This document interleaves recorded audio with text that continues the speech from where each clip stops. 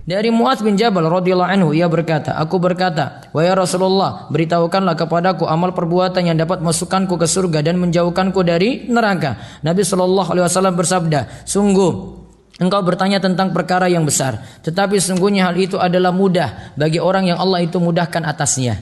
Engkau beribadah kepada Allah dan jangan mempersekutukannya dengan sesuatu apapun. Mendirikan solat, membayar zakat, berpuasa di bulan Ramadan dan pergi haji ke Baitullah. Kemudian Nabi SAW bersabda, maukah engkau aku tunjukkan pintu-pintu kebaikan? Puasa adalah perisai, sedekah itu memadamkan kesalahan, sebagaimana air memadamkan api, dan solatnya seseorang di pertengahan malam. Kemudian Nabi SAW membaca firman Allah, lambung mereka jauh dari tempat tidurnya, sampai pada firman-Nya yang mereka kerjakan. As-Sajdah 16-17. Kemudian Nabi SAW bersabda, maukah engkau aku jelaskan tentang pokok segala perkara, tiang-tiangnya dan puncaknya? Aku katakan, mau wahai Rasulullah. Nabi SAW bersabda, pokok segala perkara adalah Islam, tiang-tiangnya adalah salat, dan puncaknya adalah jihad. Kemudian Nabi SAW bersabda, maukah aku jelaskan kepadamu tentang hal yang menjaga itu semuanya? Aku menjawab, mau wahai Rasulullah.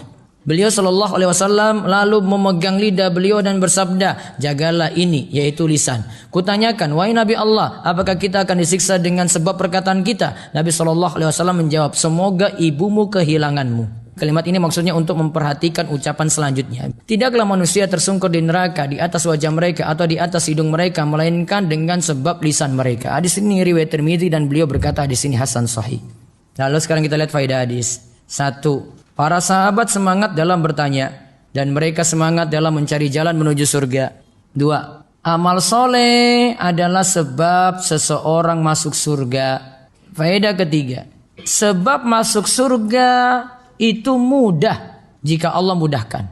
Kemudian faedah yang berikutnya yang keempat, puasa dapat melindungi dari siksa neraka. Ini puasa wajib maupun sunnah ya. Terus yang kelima, sedekah akan menghapuskan dosa.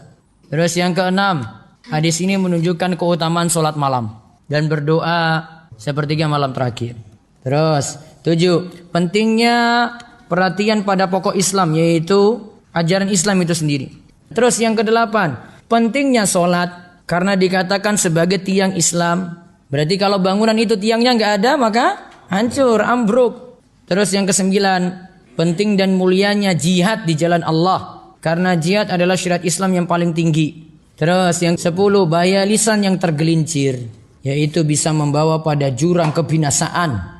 Terus yang ke-11, bagusnya pengajaran Nabi SAW ditinjau dari dua sisi. 1, dengan ucapan dan praktek. Yang kedua, dengan memulai menerangkan yang terpenting dan hal penting lainnya. Ya, terus yang ke-12, semangat para sahabat dalam belajar dan menghilangkan kerancuan pikirannya.